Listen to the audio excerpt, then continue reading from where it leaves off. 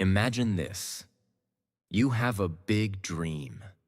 You want to create something the world has never seen before. You believe in it so much that you're ready to risk everything, even if people laugh at you, even if the world tells you you're crazy, even if your own friends betray you. Most people give up. Most people run away. But not Walt Disney. He was fired for not being creative enough.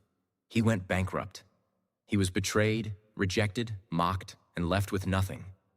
But instead of stopping, he created Mickey Mouse.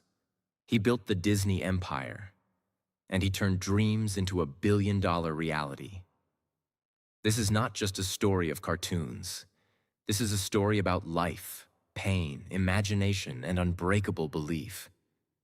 If you're struggling, if people don't believe in you, if your dreams feel too big, watch this story till the end. It will change the way you think. And here's the bonus. As you listen, you're not just getting inspired.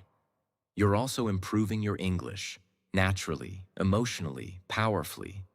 Because this story is told in simple English with real-life examples and every moment explained clearly. Perfect for all learners. Part 1. The Boy Who Lived Inside a Dream. Let's go back to the very beginning. Name: Walter Elias Disney. Born December 5th, 1901. Place: Chicago, Illinois, United States. Walt was the fourth child in a big family. His father, Elias Disney, was a strict man, hard-working but often angry. His mother, Flora, was warm, gentle, and believed in Walt's creativity. When Walt was just 4 years old, the family moved to a small farm in Marceline, Missouri. This little town changed Walt's life forever. Why? Because it was filled with trees, animals, trains, and quiet streets. Walt used to watch the trains go by and dream of distant places. He loved the world of imagination. From a very young age, Walt began drawing on anything he could find: paper, napkins, even walls. But they were not rich. In fact, they were very poor. So Walt didn't have fancy pencils or notebooks. Instead, he used charcoal sticks from the stove to draw on old newspaper. That's how the world's most magical empire started, with a boy drawing on trash paper. One day, a neighbor saw Walt's drawing of a horse and offered him 5 cents to draw one for her too. That was Walt's first money as an artist. Walt hated school. Why? Because it didn't allow him to imagine. It was boring, repetitive, and strict. He would often daydream, sketching funny characters in his books. His teachers scolded him. His father said drawing was useless. But Walt didn't stop. Walt's family was very poor. His father struggled to keep jobs. Walt and his brother Roy had to work even when they were children. At age 10, Walt delivered newspapers every morning at 4 a.m., even during the freezing winters of Missouri. He didn't have warm clothes. His hands would bleed from the cold. Sometimes he fainted from exhaustion at school, but he kept drawing. That was the only thing that made him feel alive. When World War I began, Walt wanted to serve, but he was too young to join the army. So he forged his birth certificate to say he was older and joined the Red Cross Ambulance Corps. At age 16, he was driving ambulances in France, far from home. Even there, surrounded by wounded soldiers in war, Walt decorated his ambulance with cartoons. He drew funny characters on the side to make the soldiers smile. This shows you who he truly was. Even in war, he wanted to bring joy to others. After the war, Walt returned to America and said, "Now I will become an artist." He started working at a commercial art studio in Kansas City, drawing ads for newspapers. But that job didn't last long. Walt had bigger dreams. He wanted to make moving cartoons, something people had never seen. He started his first company with a friend called Laughogram Studios. They created little fairy tale cartoons. People loved them, but Walt made a big mistake. He focused only on creativity, not on money. He gave away cartoons for free, trusted too many people, and didn't have a business plan. Soon, he was broke, alone, and sleeping in his office. He had just $40 left, no food, and no support. But instead of crying, he packed a small suitcase, borrowed $500, and took a train to Hollywood. He believed that his real story had just begun. Every great dream starts with the poor boy who refuses to stop dreaming. Walt didn't have money. He didn't have support, but he had a pencil, a dream, and the courage to keep going. Walt Disney stepped off the train in Hollywood with nothing but a small suitcase, a drawing pad, and a heart full of dreams. It was 1923. He was just 21 years old, had only $40 in his pocket, and knew no one. He had already failed once in Kansas City. He had lost his studio, his savings, his equipment, and his team. But what he didn't lose was his belief. Walt believed that the world needed something new, something more than black and white silent films. He wanted to create animated characters that people could fall in love with. Not just cartoons, but real emotions, real stories. Walt moved in with his Uncle Robert. He lived in a tiny room and paid $5 a week for rent. He had no office, no studio, no team. So he set up a camera in a garage and began creating a new cartoon character called Alice, a little girl who lived in a cartoon world.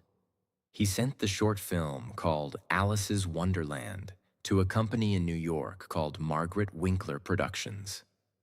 To his surprise, they loved it and offered him a contract. But here's the thing. Walt needed help. He couldn't do this alone. Walt called his older brother Roy, who was recovering from tuberculosis in a veterans hospital. Roy believed in Walt. He always had. So even though he was sick and had no money, Roy said, "Let's do it together, Walt." That's how they formed the Disney Brothers Studio, the company that would later become the Walt Disney Company. They set up their tiny studio in a back office at 4651 Kingswell Avenue, Los Angeles. The rent was $10 a month. They worked day and night, sleeping very little, hand-drawing every single frame. Alice became a small success. Not big money, but enough to survive. Walt felt hopeful again. But destiny had another test waiting. In 1927, Walt wanted to create a new character, something fun, happy, and full of energy. That's how Oswald the Lucky Rabbit was born. Oswald had big ears, long legs, and a funny smile. He quickly became very popular. Audiences loved him. But Walt had made one big mistake. He didn't own Oswald. The rights were held by the distributor, Universal Pictures. In 1928, Walt traveled to New York to negotiate a higher budget for Oswald. He was excited. He thought he was about to grow his business. But when he entered the office, he was stabbed with words he never expected. The executive said, "Walt, we've hired most of your animators behind your back. You no longer own Oswald. We do. If you want to keep working, you'll work for us, as our employee." Walt was shocked. His own team, people he had trained and trusted, had been bribed and taken away by the company. He had lost everything again.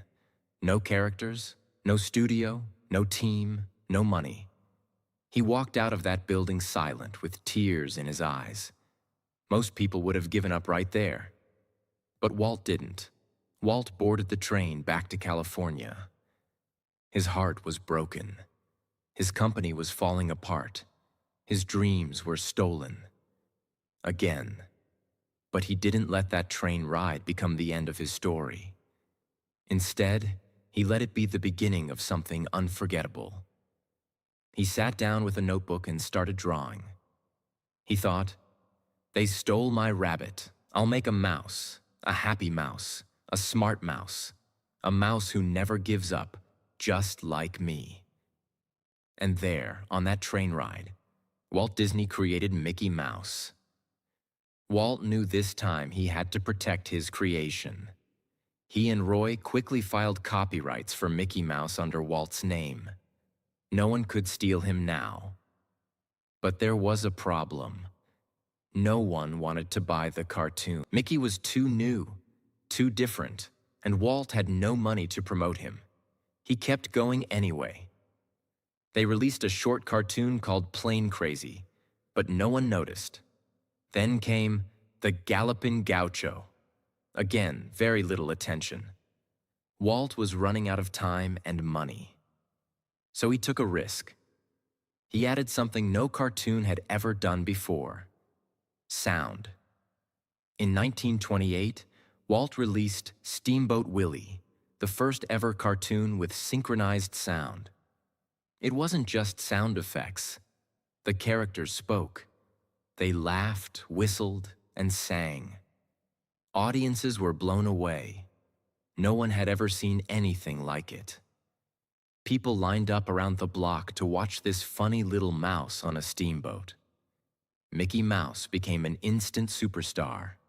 Just like that, Walt Disney, the man who had lost everything twice, was back on top. Walt began creating more Mickey Mouse cartoons. They were distributed to theaters and shown before movies. Each short film brought in thousands of dollars. Walt and Roy finally had profit. They hired more animators, bought better equipment, and opened a proper studio on Hyperion Avenue in Los Angeles. But Walt wasn't satisfied. He didn't want to just make cartoons. He wanted to build a world, a place where imagination had no limits. When everything was taken from him, even his own creation, Walt didn't cry, complain, or quit. He went back to the drawing board and created something better. They stole his rabbit. He gave the world a mouse. And that mouse became a legend. This part of Walt's story is not just about cartoons. It's about how to fight back after betrayal, how to protect your dream, and how to create something unforgettable when you're broken. Part 2. The Mouse Who Conquered the World, and a Dream That Nearly Killed Him. After the world fell in love with Mickey Mouse through Steamboat Willie, Walt Disney was finally climbing out of darkness. The betrayal of Oswald still hurt. But now, Walt had something he truly owned. Mickey Mouse wasn't just a character. He was a symbol of survival. A little mouse with a big heart. And Walt wasn't just drawing cartoons anymore. He was quietly building an empire. With the money from Mickey Mouse cartoons, Walt and Roy bought a new office on Hyperion Avenue in Los Angeles. It was small at first, just a few rooms, a few desks, and a small team. But Walt treated it like the beginning of a kingdom. He hired more animators. He pushed them to be better, to do things no one had ever done. He wasn't focused on short-term success. He was obsessed with what could be possible. And that's when he started dreaming of something much bigger. Walt didn't stop at Mickey. He gave Mickey a girlfriend, Minnie Mouse, and she quickly became loved by fans all around the world. Then came more characters. Goofy, the silly dog who was always clumsy. Pluto, Mickey's loyal pet. Donald Duck, the angry, funny duck with a loud voice. Each one became iconic. But here's something most people don't know. Walt Disney voiced Mickey Mouse himself in the early years. Yes, that cheerful, squeaky voice, that was Walt's own voice. He wasn't just the creator. He was Mickey. As Mickey's popularity exploded, Walt and Roy began licensing the character. They started with small things: pencils, lunchboxes, notebooks, and watches. Then came Mickey Mouse dolls, books, posters, even clocks and toys. Soon, Mickey Mouse merchandise was earning over $1 million a year, which was a massive amount of money in the 1930s.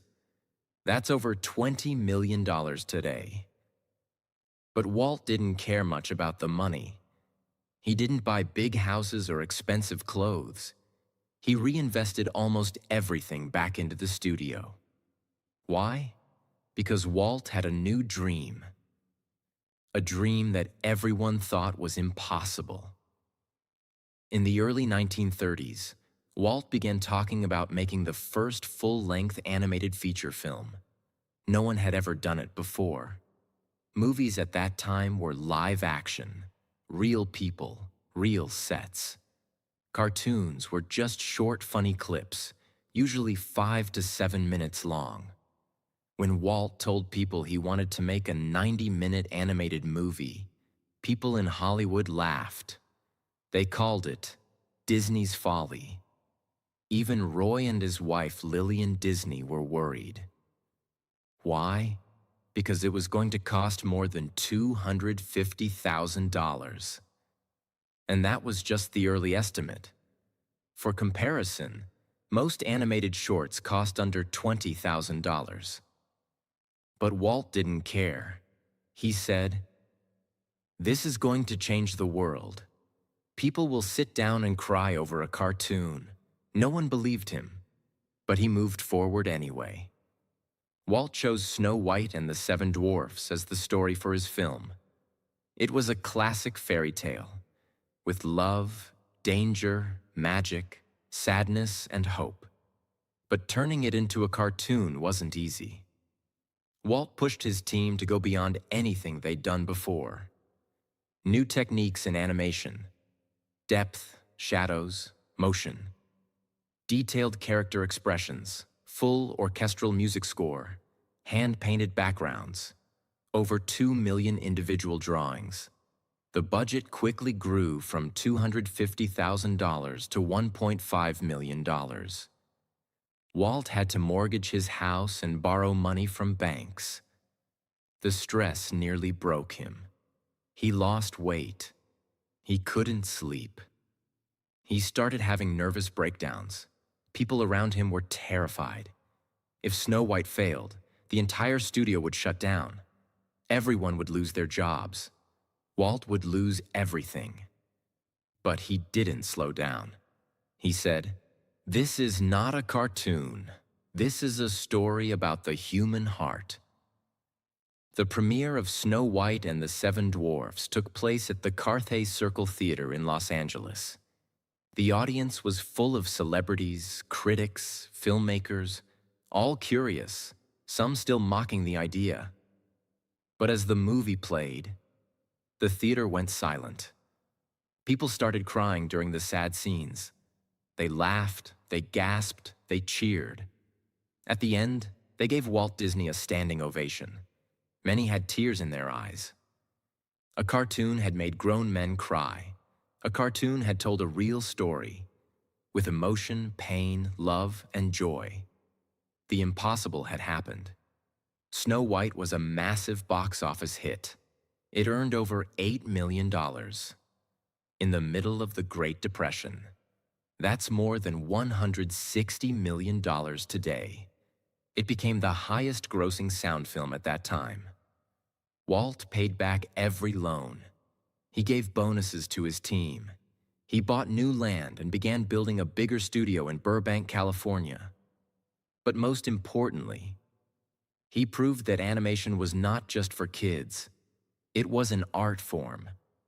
In 1939, Walt was given a special Oscar for Snow White. 1 full-size Oscar and 7 miniature ones representing the dwarfs. But he didn't stop there. He began planning his next animated films: Pinocchio, Fantasia, Dumbo, Bambi. Each one more creative and emotional than the last. He was no longer just a cartoonist. He was a storyteller, a world builder, a visionary. Walt Disney believed in something no one had ever seen. He risked everything: his money, his health, his reputation, to tell a story that people said would never work. But he didn't just prove them wrong. He changed the future of movies. He turned drawings into dreams. He made the world cry, laugh, and believe with a pencil. By the end of 1937, Walt Disney had accomplished the impossible. He turned a cartoon mouse into a worldwide symbol. He created the world's first animated feature film and made the world cry. He proved that animation could be as powerful as any Hollywood movie. His studio was growing. His films were being translated into multiple languages, and his name was now not just known in America, but respected around the world. But just when everything seemed perfect, dark clouds appeared again. Walt used the profits from Snow White to build a state-of-the-art studio in Burbank, California. It was unlike anything Hollywood had ever seen. Spacious animation rooms, natural light for artists, a special camera department, private screening rooms, even a cafeteria for staff. This wasn't just a building, it was a creative kingdom. But Walt's vision came with a price. The construction alone cost over $3 million, a massive amount in the 1930s. And while the studio looked like paradise, financial pressure was building behind the scenes. After Snow White, Walt immediately began working on several new animated films. 1. Pinocchio, 1940, a wooden puppet who wants to become a real boy. Second Fantasia, 1940, a blend of classical music and animation, including Mickey as the sorcerer's apprentice. Third Dumbo, 1941, a baby elephant with giant ears who learns to fly. 4. Bambi, 1942, a deer's emotional journey from childhood to adulthood. These films were incredible. Today, they are legends. But back then, things went wrong. When Pinocchio and Fantasia were released, something terrible happened. World War II had just started. As war spread across Europe, many international markets shut down. That meant fewer theaters, lower ticket sales, and millions of dollars lost. The studio had borrowed heavily to fund these films. Now, the company was struggling to survive again. Walt was devastated. These were his best creations, but the world was too busy fighting to watch cartoons. He refused to blame the world. Instead, he worked harder. But soon, he was about to face one of the darkest moments of his life. Not from outside, but from inside his own studio. Walt always saw himself as a leader, not a boss. He thought his studio was like a family. He believed he treated his artists well. But not everyone felt the same. Some animators were paid much more than others. Some worked long hours without fair recognition. And during the financial crash, Walt had cut salaries, but not his own. Tensions started to grow quietly. Then, on May 29, 1941, more than 300 Disney employees walked out of the studio. They were holding signs that said, "Disney unfair. Mouse is a rat. Don't smile with Mickey." Walt was crushed. He had spent years building something magical. Now he was being called a monster by the very people he gave jobs to. The strike went on for weeks. Walt was under pressure from newspapers, studios, investors, and even the US government to settle the conflict.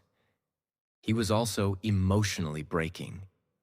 This was not just about business. For Walt, This was personal.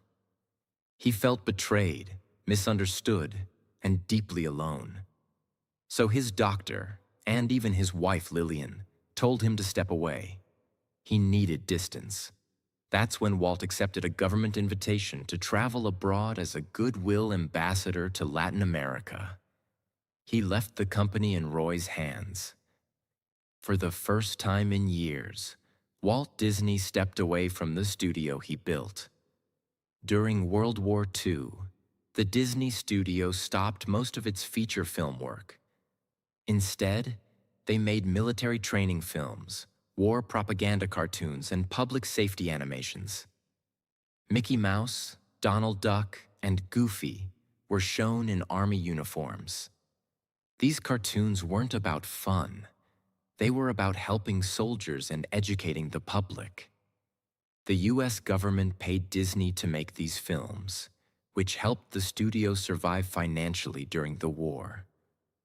Walt didn't enjoy it, but he did it because he believed in supporting the country. And he knew. To dream again, first we must survive. Even while his studio was doing war work, even while he was recovering from betrayal, Walt was thinking about something completely new. He had noticed something during his travels, and even while visiting small amusement parks with his daughters, Diane and Sharon. He hated how dirty, cheap, and boring they were. He thought, what if there was a place where families could go together, where dreams felt real, where stories came to life? An amusement park, but like nothing anyone had ever seen. A place where people didn't just watch the magic, they lived inside it. That idea began to grow quietly inside him, while the world saw Mickey, Pluto, and Goofy on screen. Walt was secretly sketching castles, rides, worlds, and lands on napkins and notepads. People thought he was just recovering from stress. But what he was really doing was building the future. Walt Disney survived global war, financial collapse, and personal betrayal. He lost his team. He lost his peace. He lost his spark. But instead of giving up, he started imagining a world no one had ever seen. When people expected him to retire, he began dreaming harder than ever. Because that's who Walt was. When his world broke, he created a new one. Part 3.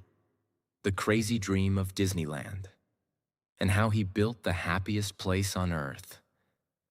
While the world thought Walt Disney was just making more cartoons, while newspapers said he was past his prime, while investors still doubted him, Walt Disney was secretly building something much, much bigger than a film. He was designing an entire world. Not a fantasy world on paper, a real place. A place people could walk into. A place where stories would come alive around you. A place that would make children smile, adults dream again, and the impossible feel real. That place would be called Disneyland. But it started with nothing. No land, no support, no money, just an idea. And a man who refused to let it go. It all began with a simple moment. Walt Disney was sitting on a park bench in Griffith Park, Los Angeles, in the 1940s. He was watching his two daughters, Diane and Sharon, ride a small merry-go-round. He smiled. They laughed. But inside, he felt something was missing. I sat there, Walt later said, eating peanuts, watching my kids have fun, and I thought, there should be a place where parents and children can enjoy together. Most amusement parks at the time were dirty, unsafe, and meant only for kids. Walt didn't like the noise, the mess, or the cheap rides. That's when a wild, beautiful thought entered his mind. What if I build my own park? A clean place, a beautiful place, a place where imagination walks beside you. That moment was the birth of Disneyland. Back at his studio, Walt began drawing. Castles, main streets, mountains, lands, boats, trains. A giant sleeping beauty castle in the center. He called it Mickey Mouse Park at first. He worked late at night after finishing animation meetings. He didn't tell many people, not even his closest team, because he knew what they'd say. "Walt, this is too big. This is too crazy. This will never work." But Walt didn't care. He once said, "If you can dream it, you can do it." Now, he was going to prove it again. Walt needed money, a lot of it. Building an amusement park wasn't like making a movie. This wasn't paper and pencils. This was land, cement, steel, rides, water systems, electricity, parking, and thousands of employees. The cost would be over $17 million. In the 1950s. That's equal to more than $190 million today. Walt tried to get bank loans. They said no. He asked investors. They laughed. Even Walt Disney, his own brother, told him this was financial suicide. But Walt didn't stop. He said, "I'm not asking for permission. I'm building the future." So he made a dangerous decision. Walt Disney made a brilliant deal with ABC, a television network that needed new content. He said, "I'll make you a weekly TV show. You help fund my theme park." ABC agreed. They invested $500,000 in Disneyland and gave Walt a 1-hour weekly slot on national TV. Walt used that show, called Disneyland, to promote the park before it was even built. Each week he shared cartoons, behind the scenes of animation, new characters, and previews of the park. Millions of Americans watched in excitement. No one had ever marketed a theme park on TV before it even existed. Walt was now raising money and building a fan base at the same time. He sold life insurance, mortgaged his home, borrowed money from friends, and risked everything he had built over 30 years. All for a dream. Walt chose a 160-acre piece of land in Anaheim, California. At the time, it was full of orange trees and farmland. People thought he was crazy. Anaheim was far from Los Angeles. There were no freeways, no hotels, no tourism. But Walt saw what no one else saw. One day, this will be the heart of joy. He bought the land for $879,000. Then construction began, and nothing was easy. Disneyland was built in just 1 year, between 1954 and 1955. But almost everything went wrong. Water pipes broke. Heat waves destroyed concrete. The castle roof caught fire once. Workers fell behind schedule. Rides broke during tests. Contractors quit halfway through. And Walt kept changing designs. Even after walls were built, the workers called it Walt's nightmare. But Walt kept walking the site every day in a hard hat, sweating under the sun, pointing, fixing, encouraging. One worker said, "You didn't want to disappoint Walt, even when he was tired. His eyes were still dreaming." The big day arrived.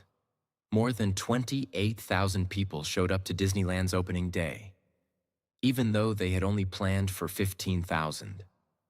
Counterfeit tickets were sold. Traffic was so bad, cars were stuck for 7 miles. Rides broke down, food ran out, bathrooms overflowed. High heels sank into the fresh asphalt because it was still hot. The media called it Black Sunday. Some said the park would fail within a year. But Walt said nothing. He simply fixed everything. Within weeks, the problems were solved. Within months, crowds kept growing. And within a year, more than 3.5 million people had visited Disneyland. Disneyland was a miracle.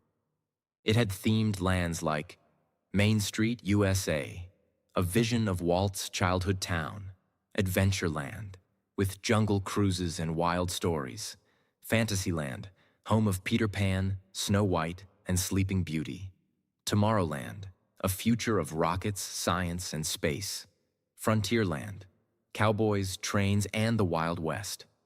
Every corner had music, detail, color, smells, characters, and magic. It was not just a park. It was a living dream. Walt said, Disneyland will never be completed. It will continue to grow, as long as there is imagination left in the world. Walt Disney built a world. While everyone said he was crazy, he risked his company, his house, his savings, and his health. But in the middle of dirt and chaos, he saw a castle. And where others saw oranges, he planted imagination. Disneyland wasn't built with money, it was built with belief. Part 4, The Final Dream, and how Walt Disney built a world that never dies. Disneyland was a living dream, but Walt Disney was not done.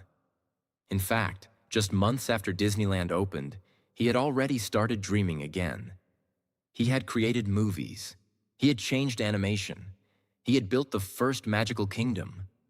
But now, he wanted to create an entire city, a city of the future, clean, safe, organized, full of technology, parks, public transport, and opportunity. He called it EPCOT, the Experimental Prototype Community of Tomorrow. And he was ready to build it. Walt didn't want to just entertain people anymore.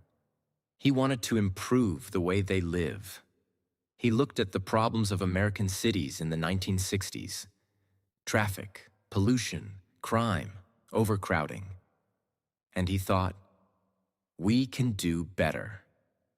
He imagined people living in beautiful homes, safe and fast transportation with monorails and people movers, a central dome city filled with community, innovation, and education. No cars in neighborhoods, only walking paths and trains. A place where technology and humanity grow together. Walt said, Epcot will always be in a state of becoming. It will never be completed, but it will always show the world what can be.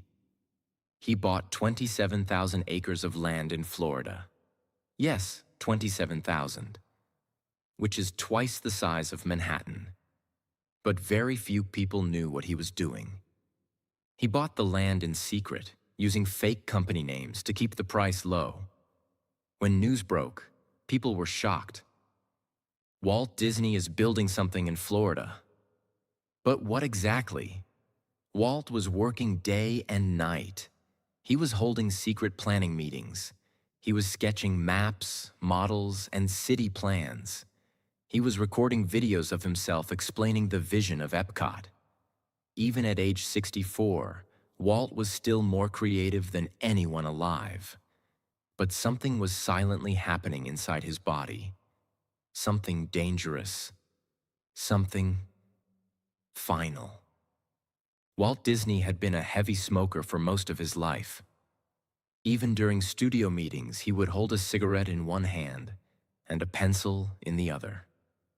In November 1966, he went to the hospital for a minor neck injury. Doctors took an X-ray and found a dark spot on his left lung. It was lung cancer, and it was already spreading. Walt kept it private. He didn't want anyone to panic. He told very few people. Even some of his team didn't know. He quietly began treatment, but his body was weakening. He kept working anyway. Even from his hospital bed, he had sketches, maps, and papers around him. He had the model of Epcot placed on the ceiling above him, so when he looked up, he could see his city. Roy Disney later said, even in his last days, Walt wasn't thinking about death. He was thinking about what the world could become. Walt Disney died on the morning of December 15, 1966, just 10 days after his 65th birthday. The man who changed childhood, cinema, storytelling, and imagination closed his eyes quietly in a hospital room in Los Angeles. No big ceremony, no speeches, no cameras, just silence. The newspapers announced his death with shock. Some headlines read, "Walt Disney, father of Mickey Mouse, dies. The world has lost its greatest dreamer." Even President Lyndon Johnson gave a statement saying, "Walt Disney brought joy to the lives of millions." All over the world, people cried. From children in Tokyo to families in New York, from animators in Italy to tourists in Brazil. Millions of people felt like they had lost someone personal. But Walt Disney didn't truly die, because his dream was now alive inside all of us. After Walt's death, Roy Disney, his older brother, came out of retirement. He had one final mission: finish what Walt started. Roy led the building of Walt's project in Florida. Not just a theme park, but a world. On October 1st, 1971, the gates of Walt Disney World opened.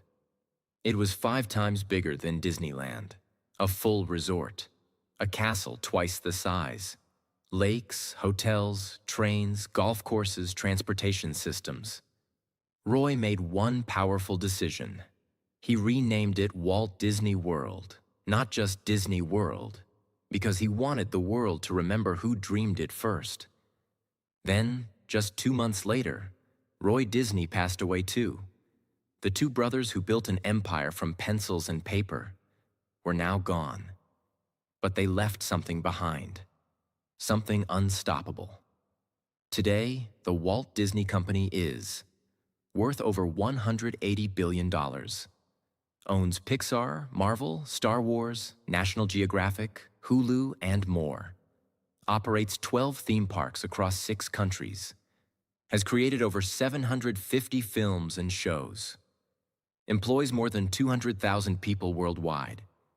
But more than the money, the numbers, or the business, Walt Disney left behind something far greater. He left behind a feeling, a belief that imagination matters, dreams are possible, a pencil can become a castle, a mouse can change the world. Walt Disney was not rich, he was not perfect, he was not lucky. He was just a man who refused to stop dreaming. He was fired, rejected, stolen from, broke, depressed, betrayed, sick. But still, he believed. When the world laughed, he imagined. When the money ended, he borrowed. When his body failed, he kept drawing. And when death came, he left behind an empire of dreams. If you're listening to this right now, here's what you must remember. You don't need to be born lucky. You don't need to have everything figured out. You just need one thing: a dream that is bigger than your fear. And if Walt Disney could build all this, with broken pencils, empty pockets, and a heart full of belief, then what's stopping you?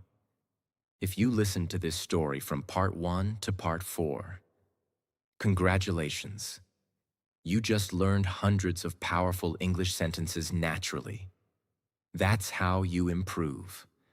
By listening to real stories, told with emotion, and learning with your heart, not just your brain. If this story moved you, if you felt something inside, if it gave you courage, hope, or imagination, then please like, share, and subscribe. Not for me, not for the channel, but because someone out there needs this story today, just like you did. Let them hear it. Let the dream continue. Because in the words of Walt Disney himself, it's kind of fun to do the impossible.